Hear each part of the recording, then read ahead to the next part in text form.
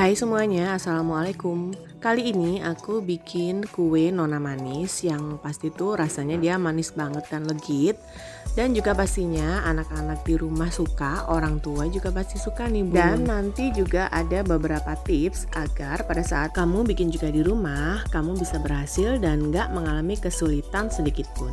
Sebelum memulai, jangan lupa untuk klik tombol subscribe bagi kamu yang belum subscribe. Jadi, untuk yang pengen tahu banget apa aja bahan yang aku pakai dan bagaimana cara membuatnya, simak terus videonya sampai akhir. Keep on watching!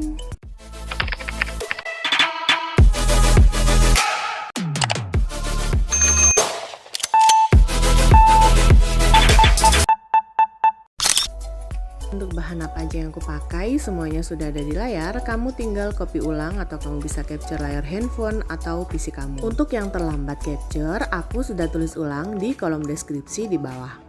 Nah, jadi sebelumnya aku udah siapkan dulu santan, dan ini santan asli dari satu buah kelapa yang kemudian aku parut, lalu aku peras, ambil santannya kurang lebih sebanyak 800 ml. Kemudian untuk bahan yang pertama, di sini aku mulai masukkan 1 butir telur aja nih yang dipakai. Kemudian tambahkan dengan gula pasir. Lalu beri sejumput garam. Dan tambahkan juga dengan pasta vanila atau boleh pakai vanili bubuk ya. Kemudian mixer dengan kecepatan sedang ke tinggi sampai dia berwarna putih dan berwarna pucat. Atau kamu juga bisa pakai whisk, aduk-aduk manual sampai dia putih seperti ini ya bun.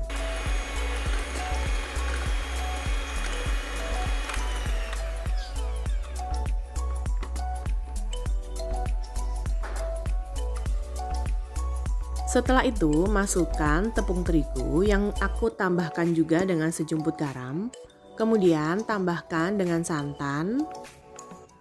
Lalu mixer lagi atau aduk dengan whisk juga boleh sampai mereka tercampur aja.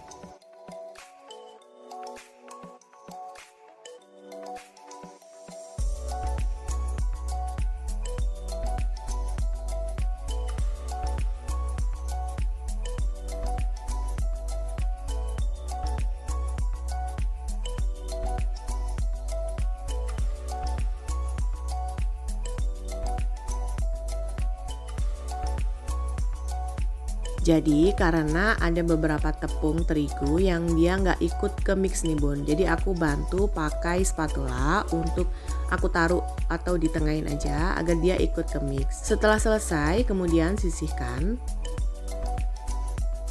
Untuk rasa pandan di sini aku pakai pandan asli ya. Aku tambahkan dengan santan kurang lebih sebanyak 150 ml. Jadi aku ambil 10 lembar daun pandan, kemudian aku potong kecil-kecil seperti ini. Jangan lupa sebelumnya juga dicuci dulu ya. Setelah itu masukkan ke dalam blender atau kamu juga bisa pakai chopper. Lalu tambahkan dengan santan, kemudian blender hingga semuanya hancur dan juga halus. Setelah selesai seperti ini, kemudian saring di atas panci. Jadi ini sebelum aku nyalakan api ya, aku saring dulu di atas panci sambil aku tekan-tekan agar benar-benar air atau jus pandannya ini langsung turun semuanya.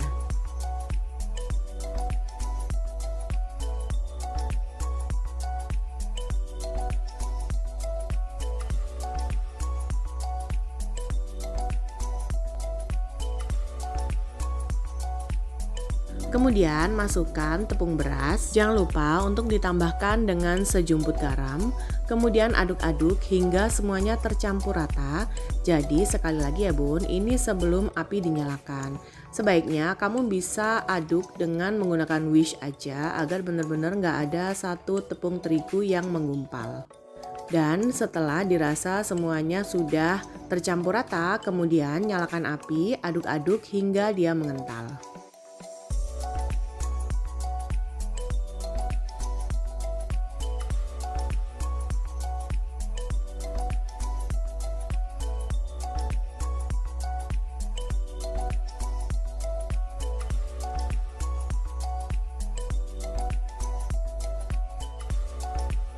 Dan setelah mengental seperti ini, kemudian matikan api. Lalu kita pindahkan ke dalam adonan telur atau telur yang sudah dicampur dengan tepung terigu tadi ya.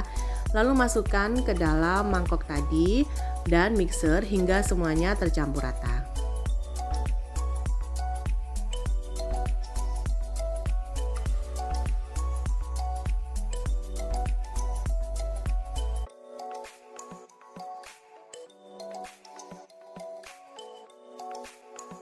Kalau dirasa ini kurang halus, kamu bisa saring ya untuk dimasukkan ke dalam cetakan. Untuk bahan putih atau fla putihnya ini, aku masukkan tepung terigu, kemudian tambahkan dengan gula pasir dan sejumput garam. Di sini aku tambahkan dengan susu kental manis ya, kurang lebih itu ada 2 sendok makan. Untuk susu kental manis ini opsional, bisa pakai bisa juga enggak. Kemudian aduk-aduk agar semuanya tercampur, ini sebelum api dinyalakan. Lalu masukkan santan, kemudian aduk-aduk lagi agar benar-benar semuanya tercampur rata. Setelah tercampur, lalu mulai nyalakan api dan didihkan hingga dia mengental.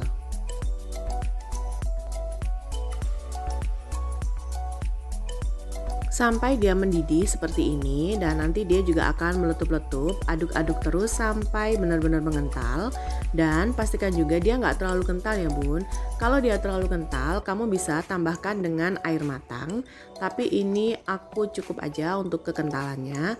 Setelah itu matikan api dan sisihkan atau dinginkan.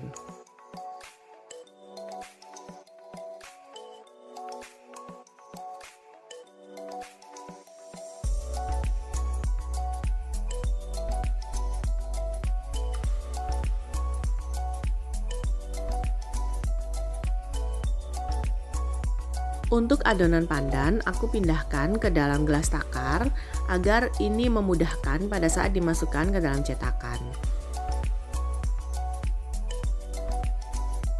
Dan untuk adonan yang putih atau fla putihnya tadi, aku masukkan ke dalam piping bag atau plastik segitiga.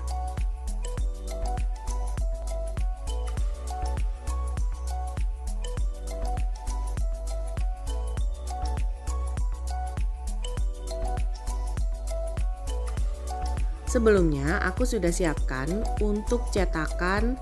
Jadi ini aku pakai cetakan kue talam yang kecil ya bun ya. Lalu cetakan ini aku oles dengan minyak goreng yang masih baru sampai dia mengkilap. Tujuannya agar dia nanti nggak lengket pada saat dimasukkan adonan.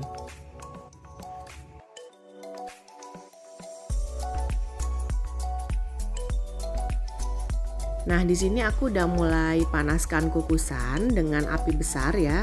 Lalu aku masukkan ke dalam cetakan untuk adonan pandan hanya sampai 3/4-nya aja.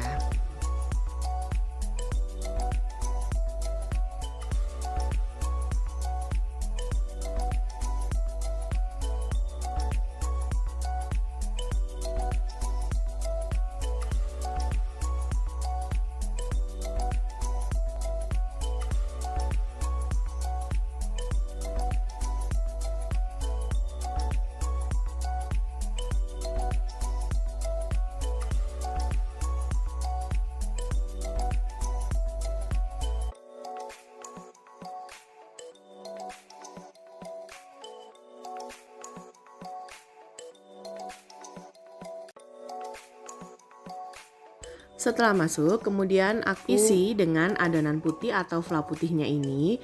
Jadi sambil ditekan agar dia masuk ke dalam hingga untuk tingginya itu dia nggak sampai ke atas full ya bun ya.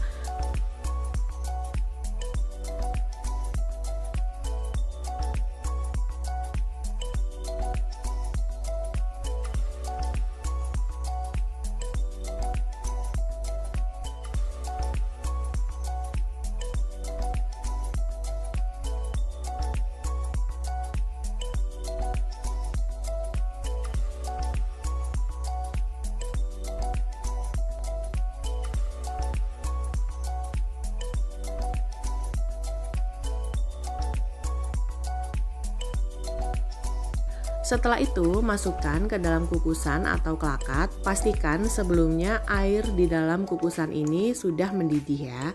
Kemudian masukkan semua cetakan yang sudah diisi dengan adonan. Jadi dalam satu resep ini aku bisa menghasilkan 24 cetakan kue talam kecil ini ya bun. Setelah itu kukus selama 20 menit dengan menggunakan api paling kecil, dan pada tutupan kukusan ini ditambah dengan lap atau sebet ya, agar uap panasnya tuh dia nggak turun ke dalam adonannya. Dan ini pada saat sudah mateng, tampilannya seperti ini, lalu kita keluarkan. Kemudian diamkan sampai dia benar-benar dingin. Setelah dingin, kemudian mulai keluarkan dari cetakan dengan cara ditekan-tekan aja.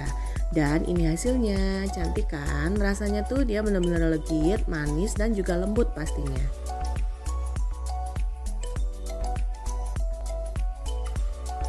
Kemudian di sini aku akan iris karena aku pengen tahu sampai seberapa dalam sih untuk fla atau adonan putihnya ini. Dan dia sampai masuk ke dalam seperti ini ya bun, cantik kan? Rasanya juga enak banget, legit, dan juga pastinya dia itu lembut banget.